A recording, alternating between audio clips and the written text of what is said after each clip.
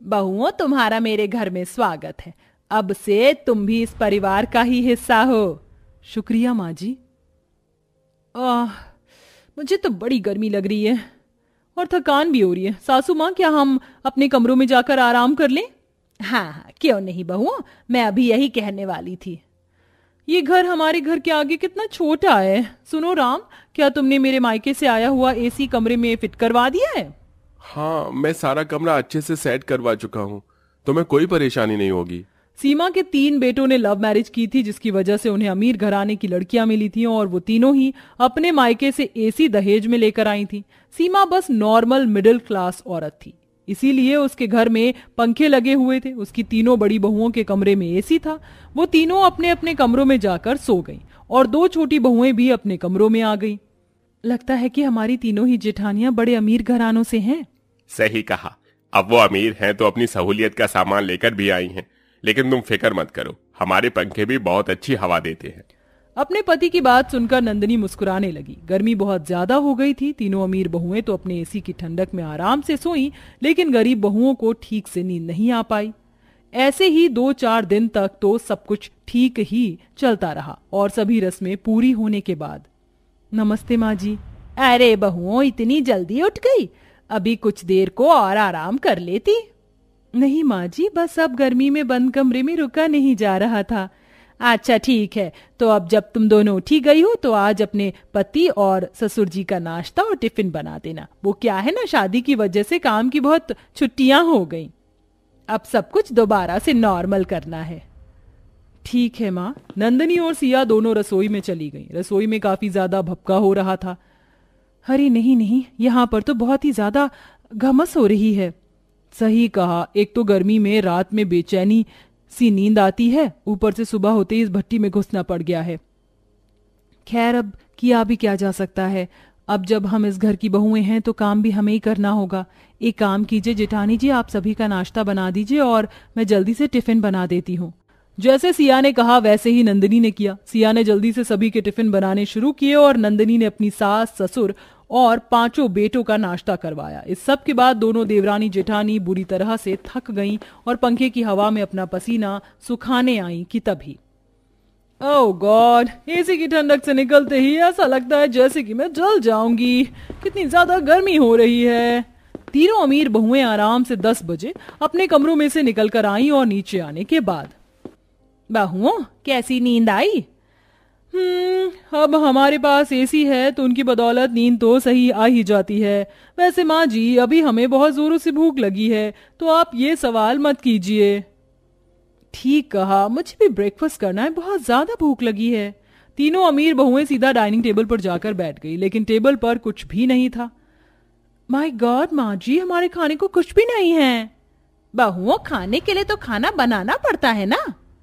मैंने अपने मायके में कभी ऐसे दिन नहीं देखे थे। हमारे टेबल पर हमेशा नाश्ता रेडी मिलता था। इतनी गर्मी में माँ जी मैं तो कुछ नहीं बनाऊंगी। बहुओं, गुस्सा क्यों होती हो? तुम नहीं बनाओगी तो मत बनाओ, मैं तो हूं ना। सिया, नंदिनी, अपनी जेठानियों को नाश्ता ला कर दो। माँ जी, लेकिन हमने तो अभी सबका नाश्ता करवाया था। करम जलियो, सत्यानाश हो तुम्हारा। 5-5 बहुएं होते हुए भी लगता है मुझे ही चूल्हा चौका करना पड़ेगा। नहीं माँ जी, आप रहने दीजिए। हमारे होते हुए आप रसोई में जाओ, ये बहुओं को शोभा नहीं देता। हम दोनों नाश्ता बना देंगे। तीनों अमीर बहुओं ने अपनी जिद नहीं छोड़ी। बेचारी गरीब बहुओं को ही उनके लिए भी नाश्ता बनाना पड़ा। वो दोनों गर्मी की वजह से बेहाल हो रही थी, लेकिन अमीर बहुओं को ये दिखाई नहीं दिया। वो अपना नाश्ता करने के बाद अपने अपने कमरों में ही वापस चली गईं। हद है नंदिनी भाभी, ये तो खाया पिया और फिर से अपने कमरों में आराम करने को चली गई। चूल्हा चौका अभी भी हमें ही करना पड़ेगा। सही कहा, अमीर है ना, इसीलिए अपनी हेकड़ी दिखा रही हैं और माँ जी भी इनसे कुछ नहीं बोल रही हैं। आह बहुओं, अब दोपहर में क्या पकेगा? पता नहीं माँ जी, गर्मी तो इतनी ज्यादा है। अब गर्मी कितनी भी हो, लेकिन खाना तो बनाना ही पड़ेगा ना। एक काम करो, थोड़ा सा गोभी और आलू रखे हुए वही बना लो। तीनों गरीब बहुएं अपनी सास को कुछ नहीं बोल पाईं और वो दोनों गर्मी में फिर से खाना बनाने के लिए आ गईं। तीनों अमीर बहुएं आराम से सारा दिन अपना टाइम कमरों में एसी में बैठकर गुजारती रहीं और खाने के वक्त बाहर आकर खाना खा लिया। दोनों गरीब बहुओं को 1 मिनट को पंखे में आराम करने का भी समय नहीं मिला था। वो बेचारी सारा दिन चूल्हा चौका करने में ही लगी रहीं।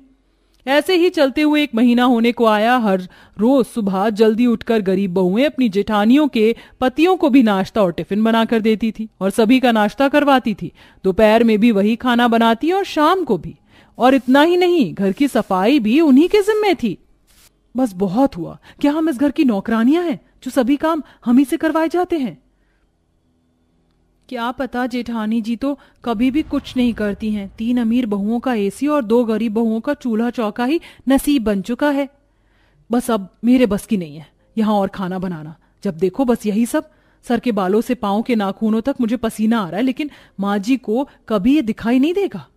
मैं अब और खाना नहीं बनाऊंगी। बहू हूं, कोई नौकरानी नहीं जो इशारों पर नाचूंगी। अब बस मुझे भी मेरा हक चाहिए। सही कहा, हम ही क्यों चुप रहे? हमारे साथ तो यह अन्याय हो रहा है। सिया और नंदिनी को अब अपने साथ हो रही ज्यादती का एहसास हुआ और वो रसोई में से बिना खाना बनाए ही निकल आई। शाम को जब 5 बहुओं के पति, ससुर वगैरह घर आए तब सभी खाना खाने के लिए बैठे। बहुओं, ये तो डलिया में एक भी रोटी नहीं है। नंदिनी, सिया, खाना कहाँ है? माँ जी, आज हमने खाना नहीं बनाया। आज हमारा खाना बनाने का मन नहीं था। क्या मतलब कि मन नहीं था? सीमा, ये हमारी बहुएं किसकी बोली बोल रही हैं? खाना क्यों नहीं बनाया? मन नहीं था तो क्या सारे परिवार को भूखा मारोगी? जिसे जिसे भी खाना खाना है वो खुद ही क्यों नहीं बना लेता? ये सब कुछ क्या हो रहा है सिया? तुम माँ से ऐसे क्यों बोल रही हो? देवर जी, सिया को मत डांटिए। इसने कुछ भी गलत नहीं किया। और एक बात आप अपने दिल से सोचकर बताइए, क्या इस घर में चूल्हा चौका का काम सिर्फ हमारा है?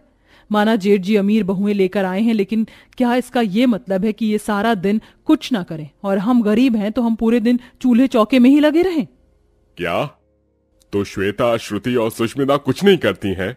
नहीं, ना माँ जी इनसे कुछ बोलती है और ना ही ये कुछ करती हैं। सिया और नंदिनी ने तीनों अमीर बहुओं की सारी बातें बता दी। ये बातें सुनकर उनके पति और ससुर को बहुत ज्यादा हैरानी हुई। हम घर का काम करने से इनकार नहीं करते, लेकिन कम से कम हमारे साथ ज्यादती तो नहीं होनी चाहिए ना? बिल्कुल ठीक कहा। सीमा, तुम इन तीनों से कुछ क्यों नहीं करवाती हो?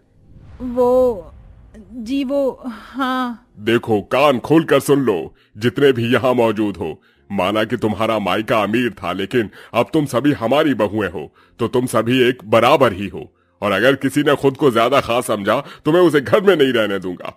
5 बहुएं मिलकर काम किया करेंगी और इसके बाद सभी को एसी की ठंडक में आराम करने का हक है। मैं एक एसी घर में भी लगवा दूंगा जिसमें कि नंदिनी और सिया आराम कर सके। लेकिन हाँ, घर में अब सभी काम मिलजुल कर होने चाहिए। ससुर की डांट से अमीर बहुएं डर गईं और उसी दिन से उन्होंने भी घर में काम देखना शुरू कर दिया। ससुर जी ने अपनी गरीब बहुओं के लिए बैठक में एसी लगवा दिया था। जब वो काम से निपट जाती थी तो उस एसी की ठंडक में आराम कर लेती थी और अब सभी मिलजुल कर खुशी खुशी रहते थे।